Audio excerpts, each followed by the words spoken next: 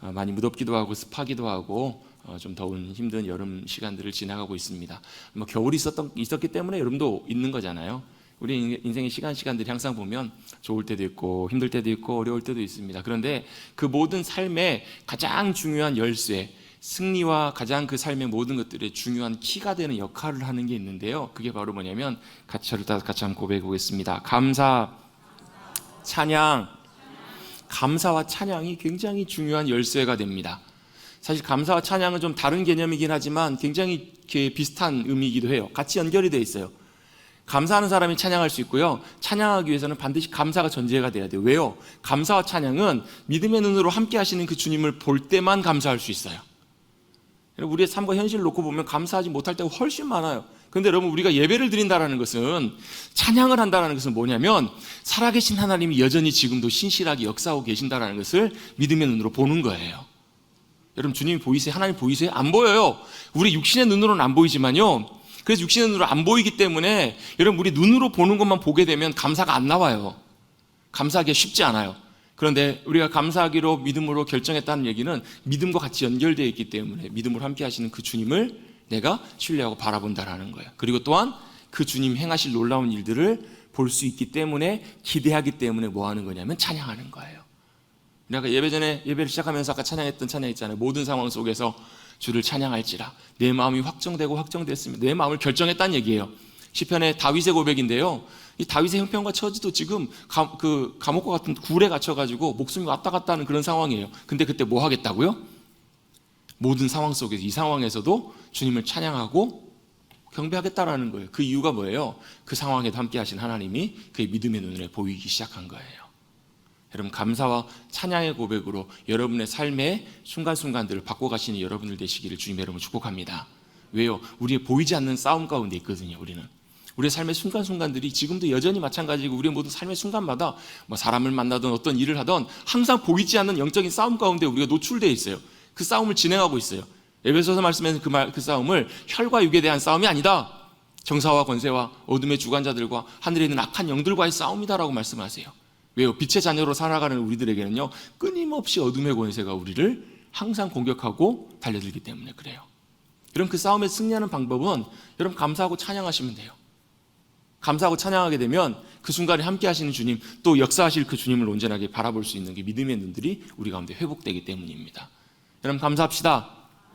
그냥 우리가 있는 감사하면서 합시다 이런 의미가 아니고, 함께 하시는 주님 때문에 나를 사랑하시고 나를 구원하시고 나를 자녀 삼으시고, 도대체 내가 뭐길래 그렇게 값비싼 가장 귀한 가치 있는 예수 그리스도의 생명, 그 십자가의 피 다 흘려가면서 우리를 바꿔 사주셨을까? 하나님의 자녀 삼아주셨을까? 여러분, 우리가 감사할 일들이 주님 앞에서 너무너무 많아요. 또 찬양, 주님이 행하신 일들을 바라보고 기억하고 뿐만 아니라 기대하는 일, 여러분, 주님께서 신실하게 우리의 삶을 통해서 역사하시고 인도해 가주실 줄로 믿습니다. 막막할지라도, 지금은 앞이 보이지 않아도, 여러분, 다윗이 뭐 앞이 보여서 주님 앞에 찬양하고 감사했을까요? 아니요, 전혀 보이지 않아요. 전혀 보이지 않기 때문에 막막해하고 낙심하고 두려워하고 염려가 되지만 뭐 하겠다고요? 마음을 결정하겠다고요. 뭐 하기로? 내 마음이 확정되고 싸우니 믿음의 눈을 들어 주님 바라보겠습니다. 찬양하겠습니다. 감사하겠습니다. 여러분, 이런 믿음의 은혜가 회복되시기를 다시 한번 주님의 이름으로 축원합니다. 이런 믿음의 삶 가운데 주님께서 우리에게 놀라운 새 힘으로 함께 해주세요. 역사해 주세요. 여러분, 우리가요, 맛있는 거 많이 먹는다고 힘나지 않아요. 그렇잖아요. 여러분, 더위에 제일 좋은 게 어디예요? 에어컨 밑이에요. 땀 흘리고 막 진이 빠져가지고 있는데요, 딱 들어와가지고 에어컨 밑에서 시원한 바람 쐬면 어떻게 되세요? 그냥 더위가 가시는 것이 아니라요, 힘이 나요. 힘이. 경험을 안 해보셨나 봐요. 육신도 마음도 마음이 왠지 시원해져요. 마치 그것처럼 우리의 영혼에도 뭐가 필요하냐면, 주님의 성령님의 바람이 불면, 우리의 육신과 우리의 영혼과 우리의 마음이 확 가라앉아 있을 때도요, 성령님의 바람이 불면 우리의 영혼이 상쾌해져요. 시원해져요. 감사와 평강이 넘쳐요. 여러분, 그런 은혜와 평강이 우리 모든 심령마다 함께 하시기를 주님의 이름으로 축복합니다. 그게 우리의 무더위를 이기게 하고요, 그게 우리의 정말로 무더위보다 더 우리를 힘들게 만드는 그런 상황과 환경을 이기게 만드는 힘과 능력이 되신다는 거예요. 여러분, 그런 은혜와 능력 가운데 승리하시는 우리 귀한 믿음의 백성들 되시기를 다시 한번 주님의 이름으로 축복합니다. 그런 의미에서 오늘 말씀을 통해서 하나님께서 우리에게 말씀해 주시는 그 주님의 음성을 듣기를 원하는데요, 오늘 기록되어 있는 본문의 말씀은 여러분, 여기 계신 분들 거의 대부분 다 아시는 내용이에요. 무슨 내용이에요? 간단한 이야기죠. 예수님이 지나가시다가 날 때부터 눈 못 보는 사람, 시각장애인, 맹인을 보세요. 그리고 그를 어떻게 하세요? 그를 고쳐주셨다, 보게 되었다. 이게 오늘의 내용의 이야기의 말씀의 전부예요. 그렇죠? 그래요. 이게 오늘 말씀의 내용의 핵심 전부예요. 이 이야기는 다 우리가 누구나 다 알고 있어요. 그런데 이 장면을 통해서 우리에게 도대체 하나님께서 뭘 원하시는가, 우리가 그것을 잠깐 살펴볼 필요가 있다라는 것입니다. 오늘 시작 본문에 보면 9장 1절에 보면 예수께서라는 말씀으로 시작하는데요. 사실 헬라어 원문에는 그 앞에가 카이라는 그리고라는 접속사가 있는데 번역에서는 그걸 이제 생략을 한 것 같아요. 근데 그 이유가 뭘까? 그리고라는 말이 뭐 여기 본문에서 문맥상 크게 직접적으로 아주 중요한 역할을 하는 것은 아니지만 유추해 볼 수 있는 게 뭐냐면 그 8장에 보면 앞에 내용에서 보면 예수님께서 예루살렘에서 성전에서 많은 유대인들과 그 바리새인들과 논쟁하시는 장면이 나와요. 굉장히 심하게 격렬하게 논쟁하시는 장면이 나와요. 그리고 나서 예수님께서 어떻게 해요? 성전을 나가시면서 8장이 마무리가 돼요. 자, 성전을 나오셨습니다. 성전을 나오셔서 가신다라는, 길을 가신다라는 말은 성전을 나오셔서 어느 목적지 어딘가로 향해서 주님이 가고 계신다라는 말이에요. 어딘가를 가고 계시는 중에 어디를 가시다가 누구를 보신 거예요? 날 때부터 맹인된 사람을 보셨다, 이렇게 성경은 기록합니다. 이 보셨다라는 말이 그냥 지나가다 쓱 보시는 것이 아니라 이런 의미가 좀 강해요. 몸을 돌이켜서 보신 거예요. 즉 무슨 말이냐면 가는 방향을 돌이켜서 멈춰서 그 사람을 보시면서 주목해서 보신 거예요. 누구를 보셨냐면 날 때부터 못 보는 맹인, 장애인 그 사람을 주님께서 눈여겨보신 거예요. 자, 예수님께서 이렇게 보셨습니다. 근데 이곳이 어디일까? 뭐 정확하게는 추측할 수는 없지만 아마 성전에서 나오고 또 아마 장애인이 구걸하고 있고 이런 것들을 놓고 추측해 볼 때 어쩌면 사도행전 3장에 베드로와 요한이 기도하러 올라갈 때 성전에 미문, 아름다운 문이라는 곳에 보니까 거기에도 못 걷는 사람, 앉은 맹이가 구걸하고 있었던 모습이 나오잖아요. 아마 뭐 그런 정도의 문이지 않았을까라고 추측을 해볼 수가 있을 거예요. 그러니까 정상적인 몸으로 건강하게 정상적으로 살아가는 이들이 아니라 장애를 갖고 살아가기 때문에 구걸하며 참 힘들게 살아가고 있는 이들이 아마 그곳에 있었지 않았을까. 근데 여러분, 그들이 갖고 있는 장애, 어려움들이라는 것이 단순히 육체적인 고통이나 육체적인 불편함뿐만 아니라 거기서 그치는 것이 아니라 현실적으로도 굉장히 큰 어려움과 고통 가운데 있었다라는 것을 우리는 좀 추측해 볼 필요가 좀 있어요. 왜 그런가? 그 당시에 장애를 갖고 태어난다는 것은 여러분 사실 굉장히 쉽지 않는 그런 시대였거든요. 겨우 부모로부터나 보살핌을 받다가 부모님 돌아가시면 어떻게 해요? 아무도 도와줄 사람이 없기 때문에 구걸이나 하면서 결국 겨우겨우 살다가 삶을 마감하는, 그때가 여러분 지금처럼 여러분 사회보장제도, 복지제도가 잘 되어 있었겠어요? 아니잖아요. 또 굉장히 많은 편견과 좋지 않는 시각들을 갖고 있는 경우들이 많았어요. 누구를 보면 아는가? 제자들을 통해서 보면 그걸 어느 정도 추측해 볼 수 있어요. 자, 그 예수님께서 그 사람을 보시자 제자들이 예수님께 이렇게 묻습니다. 2절입니다. 2절 말씀 우리 다 같이 한 목소리로 같이 한번 읽어봅니다. 시작.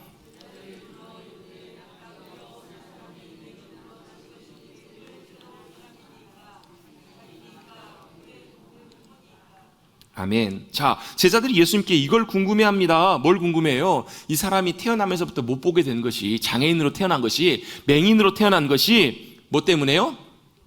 누구의 죄 때문이라는 거예요.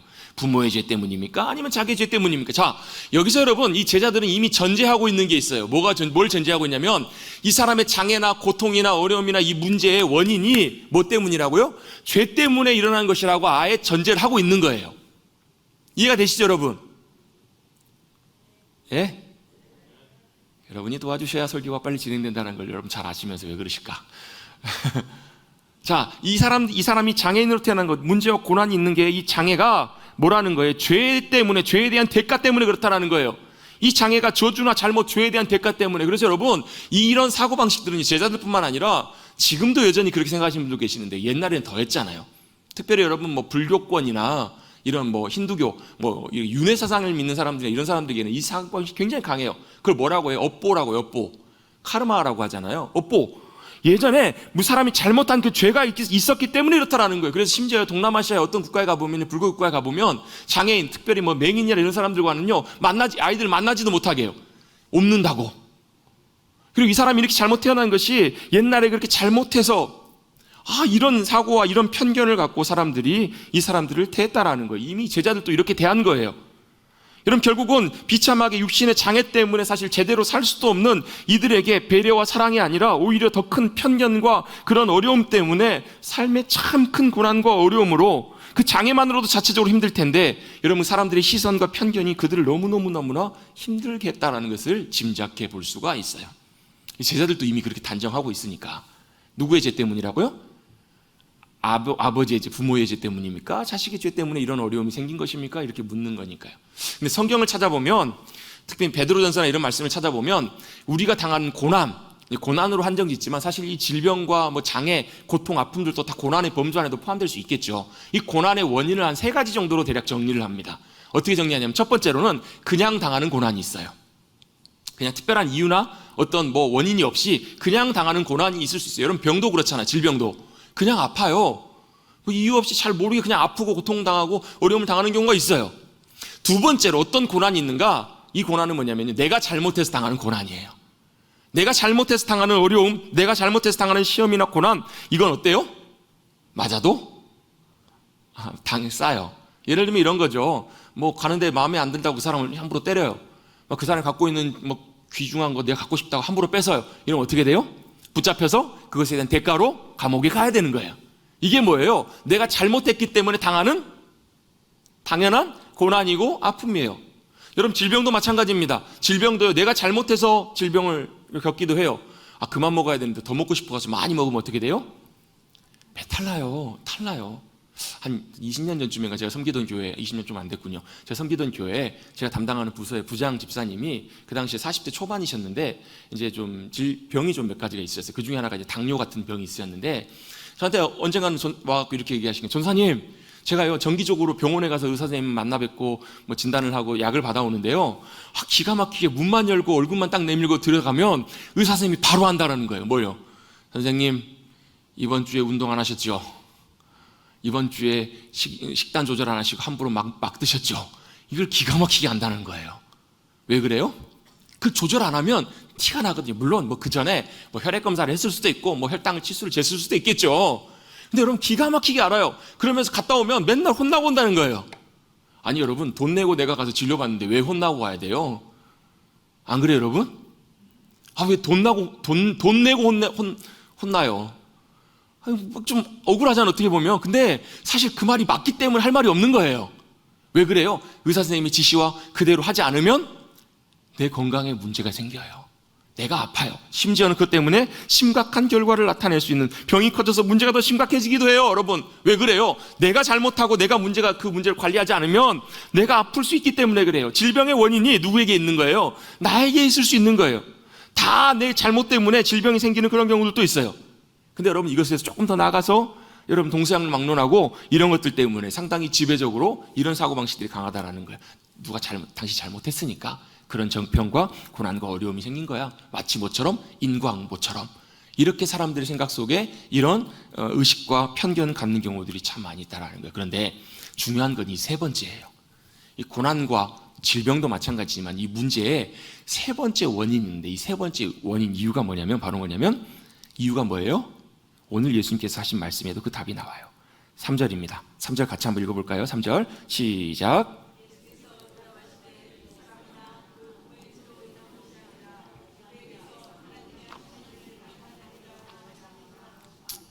아멘. 3번째 이유를 성경은 이렇게 설명하십니다. 하나님께서 하실 일을 나타내시기 위해서라는 거예요. 자, 고난을 주십니다. 하나님께서 때때로 아프게 하시기도 하시고요, 문제를 주세요. 그런데 그 이유가 단순히 내가 잘못해서가 아니라, 아니면 재수 없어서가 아니라, 운이 없어서 이런 것이 아니라 뭐 때문에 그러시다고요? 하나님께서 하실 일을 나타내시기 위해서라고 주님은 말씀해 주시는 거예요. 이 사람이 날 때부터 이런 장애를 갖고 평생을 험난한 인생을 살고 고난 가운데 있는 것이 누구의 잘못이나 부모나 자신의 죄나 잘못 때문에 그런 것이 아니라 뭐 때문에 그러시다고요? 하나님께서 하시는 일을 나타내고자 하심이라. 이걸 여러분 다른 말로 표현해보면 뭐라고 바꿀 수 있는 줄 아세요? 하나님의 영광을 나타내시기 위함이라는 거예요. 하나님의 영광을 위해서 그런 일들을 주신다라는 거예요. 우리는 어떤 일이 잘못되거나 힘이 들거나 고난이 찾아오거나 아니면 아프거나 실패하거나 하면 그 이유를 뭐 재수가 없어서, 아니면 내가 죄가 많아서, 죄가 많아서. 저는 신방하면서 종종 그런 말씀들을 들은 적이 있어요. 자식이 아파요. 아니면 자녀가 좀 어려운 장애나 어려움들을 갖고 있어요. 그러면요, 영락없이 그런 말들은 꼭 하세요. 저도 참 마음이 아파요. 제가 죄가 많아서요. 제가 죄가 많아서 이래요. 제가 죄가 많아서 이런가 봐요. 물론 그 심정은 충분히 이해합니다. 마음은 충분히 이해합니다. 그런데 그 자리에 머물러 있어서는 안 된다라는 거예요. 오늘 주님은 그걸 아니라는 거예요. 뭐 하시기 위해서요? 하시는 일들을 나타내시기 위해서 그러신다라고 말씀하고 계시는 거예요. 오늘 본 말씀하고 상관없는 얘기지만 제가 말씀을 준비하는데 문득 그런 생각이 나요. 최근에 더 그런 생각이 더 많이 드는 것 같아요. 예를 들면 일이 순탄하고 일이 참 잘 될 때는 뭐 좋잖아요, 여러분. 일이 잘 되면 얼마나 좋아요, 여러분. 일이 잘 되고 아무 문제가 없고 어려움이 없으면 참 좋잖아요. 그런데 그때보다요, 오히려 일이 갑자기 브레이크가 생겨요. 일이 뜻대로 진행되지 않아요. 갑작스럽게 여러 가지 막 고민이나 스트레스 받을 일이나 힘든 일들이나 문제가 생겨요. 그러면 어떻게 해요? 제 마음속에 한편으로는 이러면서 한편으로는 참 무슨 말이 나오냐면 참 감사하다라는 말이 나와요. 왜 감사하다는 말이 나오냐면요, 그때 또 어떻게 해요? 자동적으로 어떻게 해요? 주님 앞에 기도의 자리로 주님 앞에 나가게 되더라고요, 여러분. 그게 한편으로 저는 개인적으로 참 감사해요. 평안해서 아무 일 없어서 참 감사할 일이긴 하지만 평안할 때 그냥 아무 일이 없을 때보다도요, 그런 일을 통해서 그런 일을 당할 때, 그런 문제를 만날 때마다 또 왜 일이 생겼을까? 다른 데서 원인을 찾는 것이 아니고 누구 때문에 이게 아니고 어디로 나가는 거예요? 주님 앞에 나가는 거예요. 주님 보좌 앞으로 나가는 거예요. 주님 품 앞으로 나가는 거예요. 그러니까 참 한편으로 놓고 보면 얼마나 감사한 일인지 몰라요. 자, 뭐 때문에 그러시다고요? 운이 없어서가 아니라요, 내가 죄가 많이 있어서가 아니라 하나님께서 하시는 일을 나타내고자 하셔서 그렇다라고 주님 말씀하시는 거예요. 하나님의 영광을 위해서 그렇게 하기를 원하신다라는 거예요. 그래서 어떻게 해요? 주님께서 눈 못 보는 그 사람의 눈을 뜨게 해주시면서 뭘 이루세요? 주님께서 하나님의 일을 이루시는 장면이 바로 오늘 본문에 나와요. 주님이 뭐 하셨다고요? 단순히 여러분 봉사 눈 뜨게 해주신 것이 아니라 못 보는 사람, 시각장애인 눈 딱 뜨게 해주시는, 그것도 참 놀라운 일이지만 그것보다 더 중요한 일이 뭐냐면 하나님이 하시길 원하시는 일을 행하셨다라는 거예요. 그 일이 무슨 일인 줄 아세요, 여러분? 그것이 무엇이에요? 단순히 우리의 눈 뜨게 해주시는 것, 거기서 그치는 것이 아니라 우리 모두가 다 눈이 떠야 된다는 것을 주님께서 보여주시고 가르쳐주고 계시는 거예요. 목사님 눈 다 뜨고 있는데요. 물론 졸고 계신 분이 한두 분 계시면 눈 떠! 이렇게 말씀하실 수 있겠죠. 제가 인상적인 얘기, 제가 설교 시간에 몇 번 나눴는데요, 굉장히 강하게 설교하시는 목사님이 졸고 계시는 분이 누가 계셨더니 설교 중에 눈 떠! 소리를 질렀어요. 그게 이제 설교 테이프에 녹음이 돼가지고 그 테이프를 트럭 운전하시는 집사님이 설교 테이프를 듣고 가다가 너무 날씨가 덥고 해가지고 졸려가지고 졸고 계시는데 무슨 소리가 들리는 거예요? 눈 떠! 소리가 들려서 정신을 갑자기 정신이 깨졌다라는 거예요. 알고 봤더니 그 앞에 만약 눈 뜨지 않고 브레이크 안 밟았으면 그 앞에 대형 트럭에 나와 있는 큰 적재에 되어 있는 화물이 그냥 그대로 운전석까지 치고 들어갔을 텐데 그 목사님 눈 떠! 그런 것 때문에 사셨다고, 그런 간증 얘기를 들은 적이 있어요. 눈 뜨십시다. 육신의 눈 뜨시라는 말이 아니라 우리가 진짜 떠야 될 눈이 있다라는 거예요. 주님은 그걸 보여주길 원하시는 거예요. 그게 바로 하나님의 일이시라는 거예요. 여러분, 여기서 하나 우리가 또 짚고 넘어갈 것이 하나 있습니다. 주님은요, 우리의 어둠을 완전히 사라지게 하시고 없애버리시는 분이 아니시라는 거예요. 자, 무슨 말이냐면 찬송가 384장 후렴 부분이 어떻게 되죠? 무슨 일을 만나든지 만사형통하리라. 무슨 일을 만나든지 만사형통하리라. 여러분, 만사형통하십시오. 만사형통 하세요, 안 하세요? 안 해요, 여러분. 우리 생각하는 그런 만사형통과 좀 다르다라는 거예요. 우리 생각하는 만사형통은요, 어려움이 안 생겨야 돼요. 문제가 안 생겨야 돼요. 안 아파야 돼요. 어둠의 일들이 안 나타나야 돼요, 여러분. 실패가 없어야 돼요. 낙심할 일이 안 생겨야 돼요. 그런데 저와 여러분의 인생 가운데 여러분, 낙심할 일들이 있어요, 없어요? 실패가 있어요, 없어요? 절망스러운 일들이 찾아와요, 안 찾아와요? 생긴다니까요, 여러분. 그럼 이 찬송 잘못됐네요. 아니요, 그게 아니라는 거예요. 주님은요, 어둠을 없애시는 분이 아니시라 어둠 가운데 빛이 되어주시는 분이 우리 주님이시기 때문에 그래요. 주님은 우리의 문제를 없애시는 분이 아니시라요, 그 문제와 어둠을 통해서 뭘 우리가 늘 놓치지 않기를 원하시냐면 주님이 우리의 빛이 되어주십니다. 주님이 우리의 빛이십니다. 그것을 놓치지 않기를 주님이 원하세요. 그래서 4절 5절에도 말씀합니다. 때가 아직 낮음에 나를 보내신 이의 일을 우리가 하여야 할 거라는 거예요. 그 일이 뭐예요? 주님의 빛을 드러내시는 일이에요. 세상에 내가 있는 동안에는 세상에 내가 빛이다. 그리고 그 빛을 주님께서 보여주기를 원하세요. 우리 모두가 눈을 떠서 그 빛을 보기를 원하시는 것, 그게 바로 주님의 하시는 일이고 행하시는 일이라는 거예요. 여러분, 우리 바람은 그래요. 주님 빨리 이 문제 좀 해결해 주시고 싹 없애달라고, 이 고민 좀 없애달라고, 이 아픔과 고통 순간들 다 사라지게 해달라고 우리는 항상 기대하지만 그렇지 않은 경우들이 훨씬 더 많아요. 그게 바로 주님의 뜻이고 행하시는 일이기 때문에 여러분, 주님이 저와 여러분의 빛이 되심을 믿으시고 고백하시고 경험하시기를 주님 여러분 축복합니다. 그래서 어떻게 해요? 어둠 가운데 살고 있는 이에게 주님께서 이제 빛을 보여주십니다. 어떻게 보여주시는가? 그 말씀이요 6절과 7절에 기록이 되어 있어요. 어떻게 하라고요? 어떻게 하세요? 6절 7절 같이 한번 읽어봅니다. 시작. 이 말씀을 하시고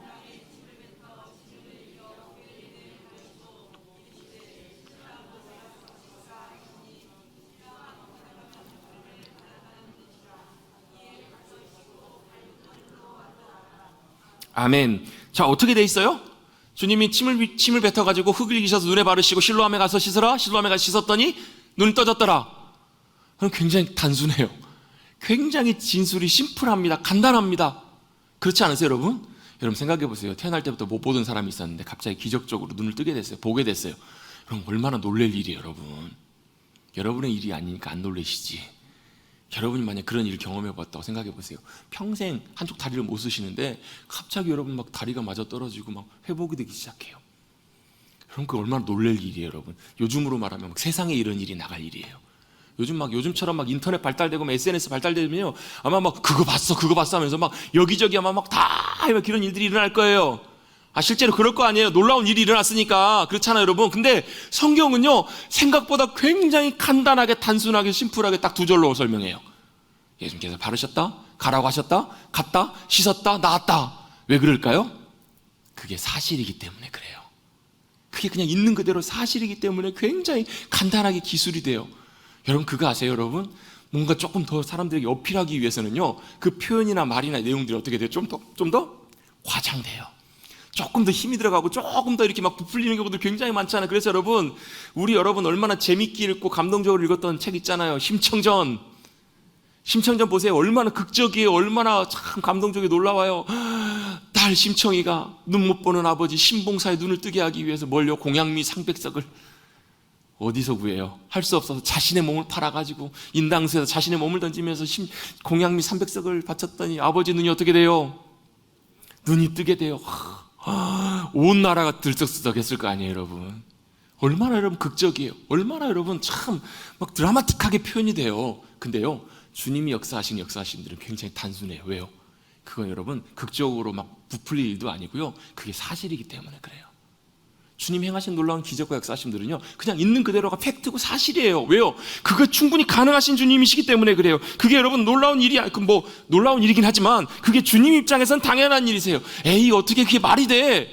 말도 안 돼. 그냥 우연이겠지. 그냥 운이 좋아서 그렇겠지. 아니요. 저는 속으로 그런 생각이에요. 그것도 못하시면 내가 믿을 하나님이 하나님이신가? 내가 그런 하나님을 믿어야 되나? 아니라는 거예요. 여러분 그 주님은 이런 일들을 당연하게 역사하시는 분이시고 그게 뭐 큰 일이 아니라는 거예요. 우리에겐 기적일지라도 주님께서는 뭐예요? 당연한 일이시라는 거예요. 여러분 우리의 인생의 기적은요 주님이 당연히 하실 수 있는 일들을 우리의 삶의 자리에서 경험하는 것이 기적이에요. 그걸 끌어당기는 것이 기적이라고요. 그 연결시켜주는 고리가 바로 뭐냐면 믿음이에요.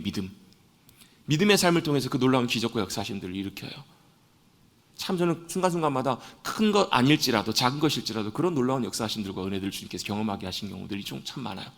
사람으로서 할 수 없는 일들을 주님께서 이루어 가시고요. 참 그래요. 그저께도 제가 우리 집사님 오랜만에 이제 잠깐 기도하려고 뵈러 갔는데요. 제가 우리 황 집사님 갈 때마다 항상 누워 계셨어요. 근데 제가 문 열고 딱 들어갔는데 침대에 집사님 안 계시는 거예요. 어디 가셨나 이렇게 쳐다봤더니 집사님 앉아 계시더라고요. 야, 그래서 참 놀랍다, 참 감사하다. 참 놀랍게 하나님께서 사실 우리 병원에서 우리 집사님 태어나실 때만 해도 병원에서 더 이상 이제 손 쓸 수 있는 것이 아무것도 없어서 사실은 태어나셨거든요. 보통 그렇게 태어나시게 되면 사실 뭐 그렇게 많이 못 버티시는 경우들이 참 많아요. 근데 벌써 지금 3개월째 가정에서 하나님께서 은혜 가운데 잘 함께하고 계세요. 제가 갈 때마다 참 큰 힘을 얻고 와요. 왜요? 갈 때마다요 얼마나 감사가 넘치시는지 몰라요. 얼마나 할렐루야 하시는지 몰라요. 목사님 저 걱정 없어요. 저 염려 하나도 없어요. 주님이 나를 붙잡고 계시고 주님이 나를 인도해 줄 건데 뭘 걱정해요? 얼마나 참 감사한지 몰라요, 여러분. 여러분의 삶의 순간순간마다 여러분 주님이 역사하신 일들이 여러분 기적처럼 나타나시는 저와 여러분의 삶이 되시기를 주님 여러분 축복합니다. 왜요? 그건 주님께는 당연한 일이에요. 뭐 대수롭지 않게 주님 그냥 덤덤하게 성경을 기록하고 있어요. 왜? 그것이 극적일 필요가 없어요. 왜? 주님께는 당연한 일이니까. 주님께는 당연한 일이니까. 그래서 주님께서 어떻게 해요? 이럴 때는 이렇게 고치시지만 다를 때는 다른 방법으로 고치세요. 어떨 때는요 풍랑을 잠잠케 하실 때 말씀으로만 잠잠케 하세요. 병을 고치실 때도 다양한 방법으로, 어떤 경우에는요 문둥병 환자, 문둥병은 부정하기 때문에 절대로 못 만지게 돼 있어요. 여러분 만약에 여러분 옆에 뭐 코로나 확진자가 있으면 여러분 만지실래요? 같이 막 붙드시고 막 이렇게 매달리시고 포옹하실래요? 아마 알게 되면 슬금슬금 아마 옆으로 피하실걸요? 근데 여러분, 예수님께서는 주저없이 가셔서 손을 대셔가지고 그걸 고치세요. 어떤 경우는요, 다양한 방법으로 고치세요. 막 귀에다가 손을 얹고 막 고치시기도 하시고요. 여러 가지 방법으로 고치세요. 왜 그러실까요? 주님은 방법으로 고치시는 분이 아니라 주님 자체에 고치시는 능력과 권세가 있으신 분이시라는 것을 보여주시는 거예요. 여러분, 그 말은 무슨 얘기냐면, 우리도 똑같이 여러분 침 뱉어가지고 한다고 고쳐져요? 안 고쳐져요? 안 된다라는 거예요. 방법이 아니라는 거예요. 여러분, 방법을 따라가는 것이 아니라 우리의 권세와 능력이 되시는, 놀라운 치유와 모든 근원이 되시는, 힘의 능력과 근원이 되시는 그 주님을 우리가 믿음으로 붙잡고 의지하고 따라가도록 주님께서 말씀하고 계시는 거예요. 자, 여러분, 여기서 여러분에게 한번 질문 한번 던집니다. 왜 예수님께서 침을 뱉으셔가지고 진흙을 위해서 눈에 바르셨을까요? 왜 그러셨을까요? 맞히시는 분은 제가 선물 드립니다. 근데 이걸 맞힐 수가 없어요. 왜? 성경에 설명이 안 되어 있기 때문에. 그 이유를 우리가 정확하게 알 수는 없어요. 어떤 분은요, 그렇게도 설명을 하세요. 침에는 효능이 있어가지고, 침에는 치유의 효능이 있기 때문에 아마 예수님께서도 일부러 침을 이어가지고 눈에 바르셨을 것이다. 여러분, 그 말이 맞으면요, 여러분 이따 끝나고 가실 때 제가 기다리고 있을 테니까 낫기를 원하시는 분 계시면 제가 침 발라드릴게요. 아마 속으로 더럽다 하실 거예요. 여러분, 그게 아니잖아요, 여러분. 물론 그랬을 수도 있겠죠. 정답은 없으니까. 그렇게 얘기하시는 분도 계세요. 어떤 분은요, 이렇게 생각하시는 분도 계세요. 이건 저도 처음에 그렇게 생각했는데요. 일부러 주님께서 가서 씻으라고 하셨기 때문에 씻게 하기 위해서 뭔가를 묻혀줘야 돼서 뭔가를 묻혀주시고 이걸 씻으라고. 씻는 행위가 필요하잖아요. 그 흙만 묻히면 안 묻으니까 어떻게 해요? 침을 바르셔서 진흙처럼 만들어서 붙이시지 않았을까? 그렇게 생각하실 수도 있어요. 저도 이렇게 일종의 생각을 했었으니까. 근데 그건 정답은 아니에요. 모르겠어요. 근데 또 이렇게도 유추해 볼 수 있지 않을까 싶어요. 이것도 좀 굉장히 좀 의미 있는 그런 해석이기도 한데요. 성경에 설명되어 있지 않기 때문에 정확히는 알 수 없지만, 여러분, 하나님께서 사람을 만드실 때 처음에 어떻게 만드셨나요? 아담을 만드실 때 흙으로 사람을 만드셨어요. 그렇죠. 근데 만약에 흙으로 사람을 만드시는데 하나님께서 흙을 가지고, 바닥에 있는 흙을 가지고 사람을 모양을 만드시려고 하면 이게 잘 빚어졌을까요? 안 빚어졌을까요? 추측해 보건대 안 되잖아요, 여러분. 좀 쌓아 올리다 보면 다시 또 흙 무너져 버리고 그러잖아요. 그래서 여러분, 하나님께서 만드시다 너무 힘드셔갖고 우리를 너무 작게 만드신 게 아닌가, 옆으로 퍼지게 만드신 건 아닌가, 여러분, 그런 거 아닐 거예요, 여러분. 오해하지 마시고요. 자, 흙으로 만드시기 때문에 뭘로 만드셨을까? 어쩌면 거기에 뭔가 좀 찰기가 있어야 사람 모양으로 좀 빚어지지 않았겠냐는 거예요. 진흙으로 우리를 만드시지 않으셨을까? 하나님께서 진흙으로 사람을 만드셨는데, 어쨌든 어떤 모양으로든 그게 중요한 것이 아니고, 사람을 만드실 때는요, 중요한 것이 두 가지가 있어요. 하나는 뭐냐면 흙으로 사람을 빚으시고 그 안에다가 뭘요? 하나님의 영을 불어넣으셨다는 거예요. 하나님의 생명의 영이 들어갔을 때 비로소 그가 뭐가 된 거예요? 생명, 사람이 된 거예요. 바꿔서 표현해 보면요, 사람이라는 존재에 하나님의 영이 빠지면 뭐가 되는 거예요? 그냥 흙이 되는 거예요. 여러분, 사람은 반드시 이 흙과 뭐가요? 하나님의 영이, 하나님의 생명이 함께해야 그게 바로 진짜 살아있는 존재이고 사람이라는 거예요. 그래서 여러분, 사람은요, 죽으면 어떻게 돼요? 금방 흙으로 돌아가요. 금방 흙으로 돌아가 버립니다. 중요한 것은 하나님의 영이 떠나면 흙이고, 여러분, 살아있는 것처럼 보이지만 하나님의 영이 우리 가운데 함께 하시지 않으면 살아있는 것처럼 보이고 움직이고 말하고 다 하지만 착각하는 거예요. 뭐예요? 우리는 살아있는 존재가 아니라는 거예요. 짐승하고 똑같아요. 그냥 흙으로 돌아갈 존재하고 똑같더라는 거예요. 한 학생, 의대생 학생이요, 처음으로 해부학 수업을 들어가게 됐는데요, 다 갖춰진 준비를 하고 딱 들어갔더니 거기에 뭐가 있어요? 해부용 시신들이 쫙 딱 깔려 있는 거예요. 덤덤하게 들어가서 해부를 시작하는데 문득 그런 생각이 들더라는 거예요. 거기에 이제 다 준비되어 있는 시신을 보면서 머리카락 다 머리카락을 밀었던 것 같아요. 다 있는 모습을 보면서 문득 그런 생각이 드는 거예요.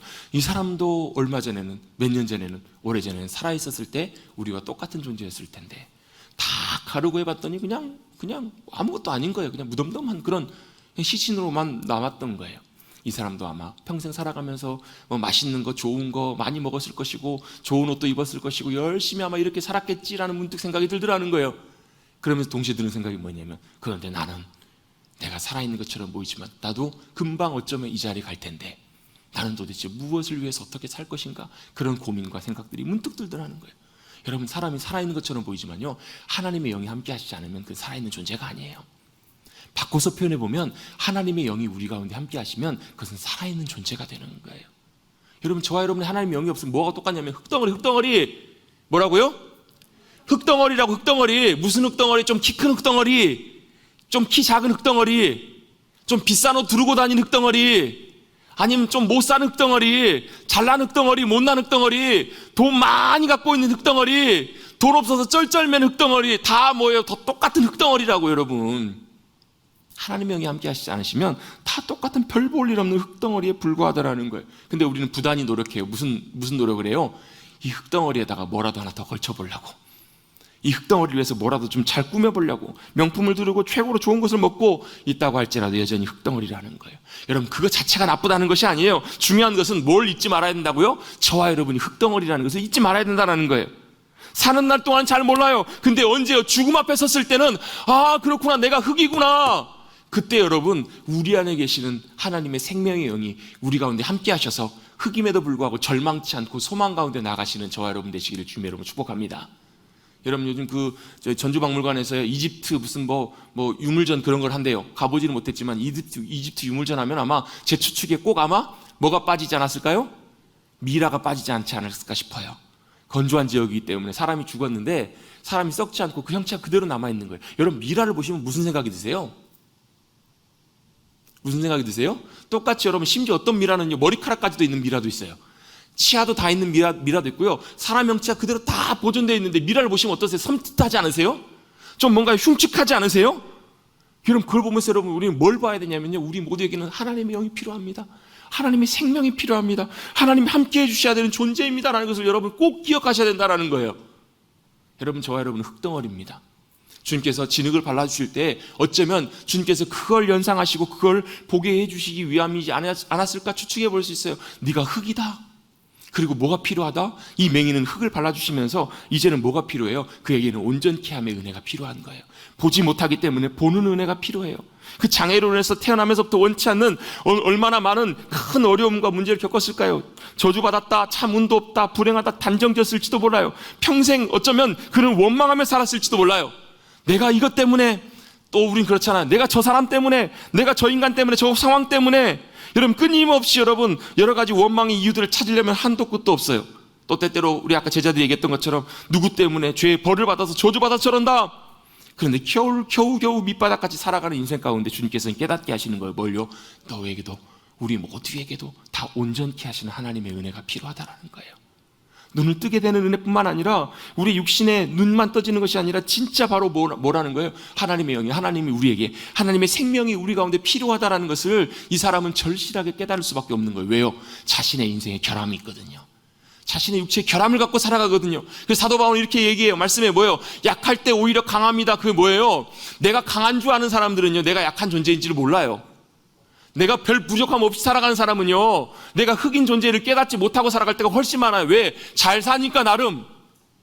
근데요, 우리가 나약해보고 이런 장애와 고난 가운데 있을 때 우리는 깨닫게 된다는 거예요. 그래서 뒤에 보면 이런 말씀들이 계속 이어져요. 바리새인들과 서기관들 향해서 주님께서 이렇게 말씀하세요. 야, 너희는 본다고 믿느냐? 너희는 본다고 생각하냐? 그래서 너희는 못 보는 거야. 차라리 못 본다고 했으면 너희가 보게 되는 은혜가 임했을 텐데, 너희가 본다고 생각하고 살아가기 때문에 너희가 그냥 그대로 살아라, 못 보는 채로 그대로 살아라, 주님 말씀하세요. 그게 깨달아지지 않는 거예요. 그런데 반대로 이 맹인은, 이 장애인은, 어려움 가운데 있는 이는 그걸 아는 거예요. 내 온전케 하시는 하나님의 은혜가 필요합니다. 나를 고치시고 새롭게 하시는 주님의 은혜가 너무너무 제게 필요합니다. 이걸 알았기 때문에 주님의 은혜가 그 가운데 함께 해주시는 거예요. 아주 오래전에요, 미국의 한 어떤 자매, 20대 자매인데요, 그 자매가 언니와 함께 바닷가에 놀러 갔다가 바닷가에 부표가 이렇게 막 수영을 좀 잘했나 봐요. 막 놀다가 이제 부표에서 내려와서 다시 바다로 돌아오기 위해서 수영을 하기 위해서 다이빙을 했는데 생각보다 물이 깊지가 않아가지고 바위에 목이 부딪혀서 목이 부러지면서 전신마비가 된 거예요. 언니가 겨우 건져내서 목숨을 살렸는데 이제 평생을, 20대 그 꽃다운 나이에 평생을 몸 하나 깜짝할 수 없는 전신마비로 살아갈 수밖에 없게 된 거예요.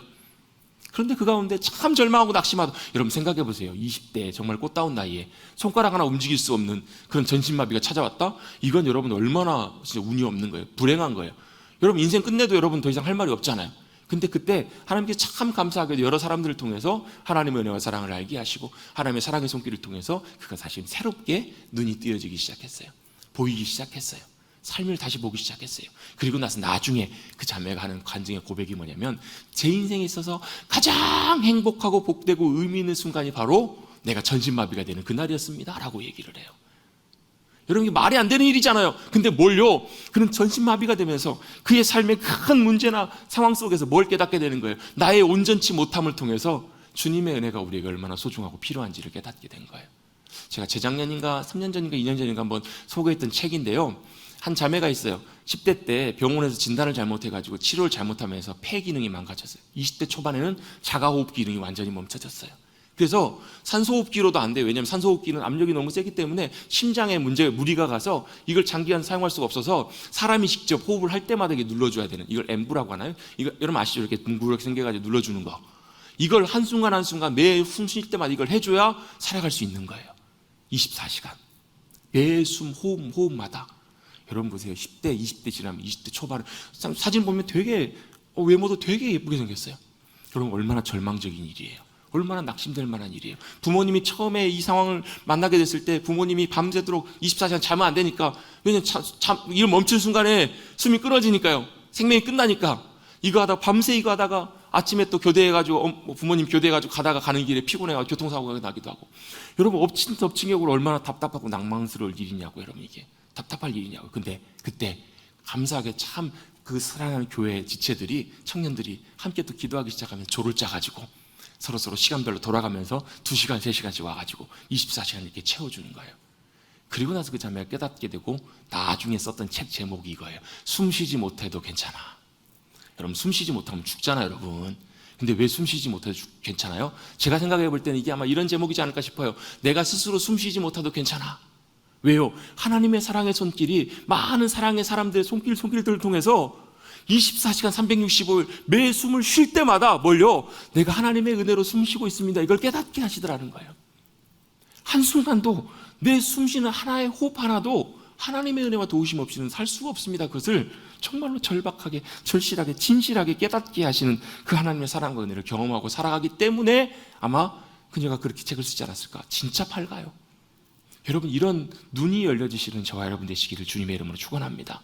여러분 눈이 감기면 보이지 않잖아요. 어둠이 덮어요. 이건 뭘 의미하는 거냐면요, 창조 이전에 흑암과 혼돈과 공허함, 어둠이 가득 덮고 있을 때와 똑같은 상태를 말하는 거예요.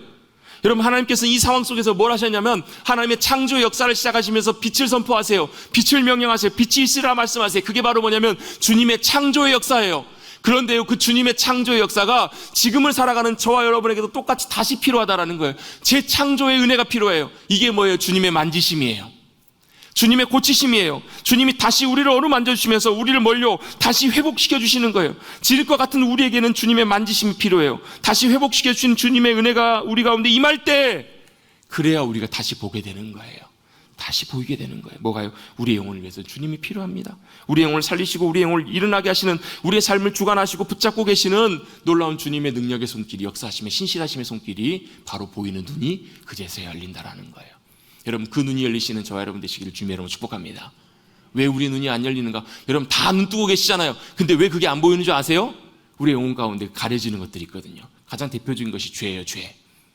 죄는 여러분 우리가 해결해야 될 문제인데요, 우리가 예수님을 알기 전에, 믿기 전에, 예수님을 나의 주님으로 구주로 고백하기 전에 우리가 죄에 대한 태도와 우리가 예수님을 믿고 거듭나서 하나님의 자녀로 대하는 죄에 대한 태도가 좀 달라요. 죄 자체는 여전히 심각하고 문제이지만 똑같지만 뭐가 다르냐면요, 예수님 믿지 않는 분들은 이 죄의 문제를 해결하고 예수님께서 죄인된 나를 위해서 죽으시고 십자가에서 그 죄에 대한 대가를 다 치르시고, 그래서 내가 그 주님을 나의 구원주로 믿고 영접하고 모셔드리면 내가 하나님의 자녀로 의롭게 됨을 힘입고 거듭나게 된다라는 것을 고백하는 놀라운 구원의 은혜가 필요한 거예요. 이게 바로 그들에게 필요한 회개이고 죄의 문제라는 거예요. 그런데 여러분 한번 여쭤볼게요. 내가 예수님을 나의 구주로 믿고 영접하고 하나님의 자녀로 거듭났어요. 구원받았어요. 그런데도 여러분 죄 지으세요? 안 지으세요? 지으세요? 안 지으세요?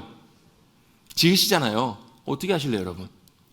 그 문제는요, 뭐의 문제냐면 하나님과 우리 사이의 관계를 가로막고 있는 장애물의 문제가 되는 거예요. 단순히 구원받고 안 받고의 문제가 아니라 하나님과 우리 사이를 가로막고 있는 방해물이 되는 거예요. 이걸 제거해야 된다라는 거예요. 치워야 된다라는 거예요. 베드로가요, 예수님 발을 씻겨준다고 하실 때, 아니 예수님 어떻게 제 발을 씻겨주세요? 그랬더니 너와 나와 내가 상관이 없다라고 주님 말씀하세요. 아니 그러면 주님 머리끝부터 발끝까지 다 씻겨주세요. 그랬더니 주님 또 뭐라 그러세요? 하여튼 이 베드로도 참 성격이 참 극과 극이에요. 대단해요. 그때 주님 뭐라고 말씀하시냐면, 아니 그럴 필요 없어. 너희는 이미 깨끗하게 된 자들이야. 그런데 뭐는 필요해요? 그래도 손과 발은 씻을 필요가 있어. 왜요? 우리의 입술의 말로, 우리의 생각으로, 우리의 손과 발로 짓는 죄는요, 우리가 단순히 지옥 가고 천국 가고 이 문제보다도 하나님과 우리 사이를 가로막는 문제이기 때문에 그래요. 이걸 깨끗하게 치우고 정결케 하는 주님의 보혈의 은혜로 이 문제가 제거이 되면 뭐가 되냐면요, 하나님과 우리 사이의 관계가 다시금 회복되기 시작해요. 장애물이 거쳐요. 또 주님의 함께 하심과 역사하심을 바라볼 수 있게 돼요. 이것이 바로 우리의 눈이 가려지는 것이고, 이것이 바로 우리의 눈이 열려지는 거라는 얘기예요. 또 우리의 눈을 가리는 것이 있어요. 뭐가 있냐면 염려, 근심, 걱정, 낙심, 또 고민, 이런 것들이 나를 덮으면 보이지 않아요. 여러분, 믿음으로 여러분 주님을 보는 것이 아니라 상황을 보는 거거든요. 사람을 보게 되거든요. 현실을 보게 되거든요. 상황을 보면 우리의 영적인 눈이 가려지게 돼요. 여러분, 우리의 시선들이 늘 다른 곳을 향하게 되시게 된다는 거예요. 결론적으로 하나님과 우리 사이를 가로막고 우리의 눈을 가리게 만드는 이 뭐 죄든 염려든 걱정이든 이 모든 것들은 그 뿌리가 어디냐면요, 자기중심적인 삶에서 나와요. 이 자기중심적인 삶이라는 말은 이기적이라는 말이 아니에요, 여러분. 죄의 본질은요, 자기중심적인 삶이에요. 이건 무슨 말이냐면 하나님께서 주인 되시고 하나님이 계셔야 되는 자리에 누가 있는 거예요? 내가 있는 거예요. 내 생각, 내 마음, 내 욕심, 또 어떤 경우는요, 자기 연민, 자기 스스로를 굉장히 자기 스스로를 막 긍휼히 여기고 슬퍼하는 거예요. 또 자기 욕심, 자기 기준, 이것들이 내 자리를 차지하고 있을 때 뭐가 보이지 않아요? 주님이 보이지 않아요. 주님의 역사심과 주님의 행하심들이 보이지 않는다라는 거예요. 여러분, 자기중심적인 삶에서 하나님 중심적인 삶으로 여러분 전환되시는 여러분들 되시길 주님 여러분 축복합니다.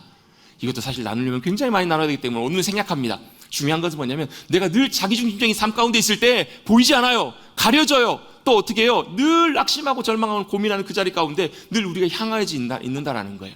주님은 바로 그런 상황 속에 있는 우리 인생 가운데 찾아오셔서 우리의 눈을 열어주신 분이 바로 우리의 주님이셨습니다. 여러분, 오늘 기적의 사건은 단순히 육체적으로 보지 못한 사람의 눈을 뜨게 해주신 그 사건이 주님의 의도의 본문에 바로 결정적인 가장 중요한 문제가 아니었어요. 바로 육신의 눈뿐만 아니라 우리의 마음과 영혼의 눈을 열어주시러 주님이 오셨다라는 것을 오늘 본문의 말씀은 분명히 말씀해 주세요. 마치 뭐처럼요? 사도행전의 사도 바울이 예수님을 다메섹 도상에서 만났을 때 그 빛이 쫙 비춰졌더니 어떻게 돼요? 자신의 육신의 눈이 보이지 않잖아요. 자신의 육신의 눈이 보이지 않고 나중에 아나니아가 기도했을 때 어떤 일이 벌어져요? 눈에서 비늘 같은 것이 벗겨져요. 비늘 같은 것이 벗겨지고 다시 보게 된지라. 여기서 다시 본다라는 말의 헬라어 원래 원문은 아나블레포라는 말인데요, 이 아나블레포라는 말이 다시 본다라는 의미도 있고 또 어떤 의미가 있냐면 위로 본다라는 의미, 두 가지 의미가 같이 있습니다.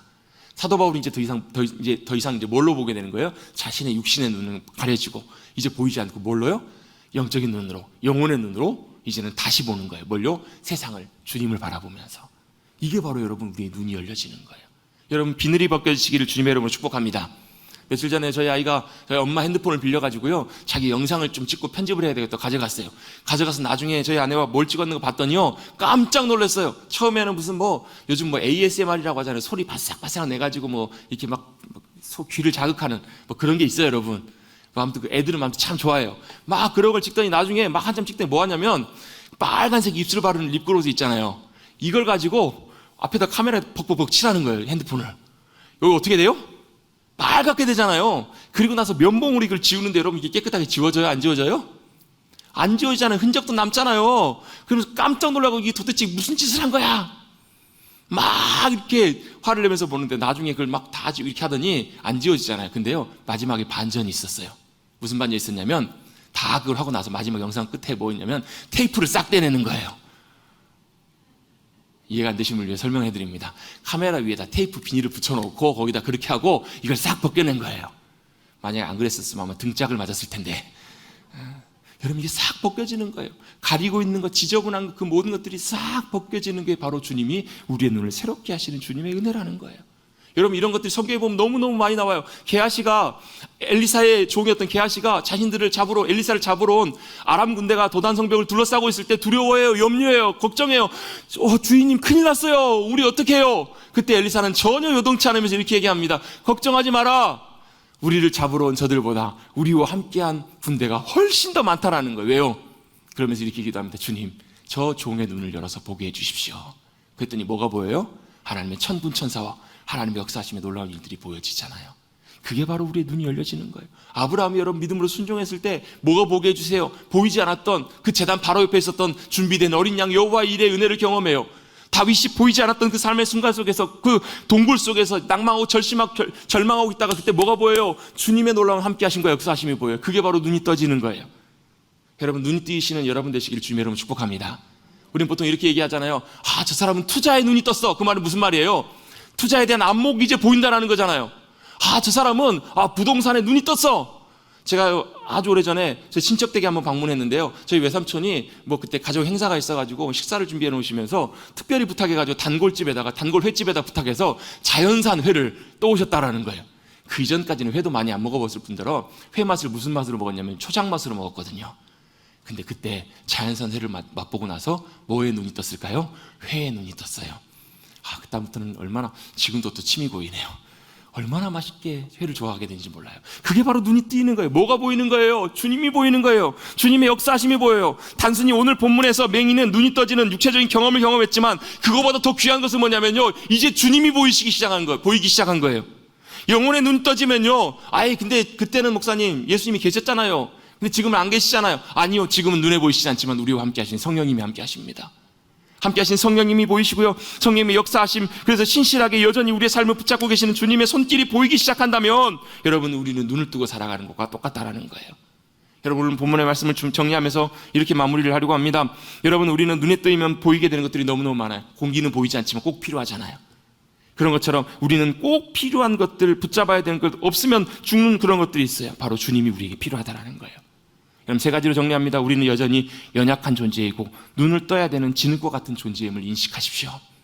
우리 모두가 다 그렇습니다. 다 똑같아요. 두 번째로, 그래서 나를 향하시는 말씀하시는 그 말씀에 순종해야 돼요. 이 사람은요, 주님이 가라고 하는 대로 갔어요. 씻으라고 하는 대로 씻었어요. 주님의 역사심도 말씀에 그대로 순종해서 따라갈 때 주님의 놀라운 역사를 경험할 수 있습니다. 세 번째입니다. 가서 씻어야 합니다. 우리의 육신의 눈을, 또 우리의 영혼의 눈을, 우리의 심령과 우리의 모든 것들을 씻어서 온전하게 다시금 완전한 창조의 모습으로 회복시켜 주시는 주님의 은혜를 놀랍게 사모하고 경험하시는 우리 모두가 되시기를 주님의 이름으로 축원합니다. 우리 가운데도 여전히 보이지 않는 분들이 계세요. 보이셔야 돼요. 눈이 열려지기를 간절히 바랍니다. 여러분, 실로함의 감격과 기쁨이 우리의 기쁨이 되셔야 돼요. 여러분, 이 사람이 눈이 떠지고 얼마나 기뻐했을까요? 얼마나 감격했을까요? 그래서 찬양하잖아요. 오 주여, 당신께 감사하리라. 실로함 내게 주심을. 여러분, 그 실로함의 기쁨이 여러분의 기쁨이 되셔야 돼요. 그리고 기도해 주십시오. 우리 머릿돌 교회가 그 실로함의 기쁨을 흘려보낼 수 있는 그런 귀한 초소가 될 수 있도록. 이곳에서 우리의 영혼의 눈이 열리고, 그래서 여러분, 행복은 절대로 조건과 상황으로 행복한 것이 아니에요. 눈이 열려지는 거예요. 함께 하시는 주님, 역사하시는 주님. 그래서 좋아하는 일이 있어서 감사할 뿐만 아니라 주님이 함께 하시는, 주님이 주시는 참된 기쁨과 평강으로 그것을 바라보는 눈으로 맛보며 경험하시며 놀랍게 주님의 실로함의 은혜를 누리며 살아가시는 저와 여러분 되시기를 간절히 주님의 이름으로 축복합니다. 하나님 아버지, 감사합니다. 오늘도 귀한 예배 자리로 저희를 인도하여 주시고 또 주님께 예배드리며 또 주님의 말씀에 귀 기울이게 하시니 감사를 드립니다. 우리는 눈이 떠져야 되는 연약한 존재입니다. 주님, 우리의 처지와 상황을 깨닫게 하시고 인식하게 해주셔서 우리의 눈을 어루만지시고 새롭게 하시는, 우리의 눈을 열어서 위대하신 주님을 바라보며 위대하신 주님을 경험하며 주님의 신실하심과 인도하고 계심을 보고 기뻐하며 감사할 수 있는 실로함의 놀라운 기쁨과 은혜를 누리는 우리 모두가 되게 하여 주시옵소서. 감사드리며 예수님의 이름으로 축복하며 기도드리옵나이다. 아멘.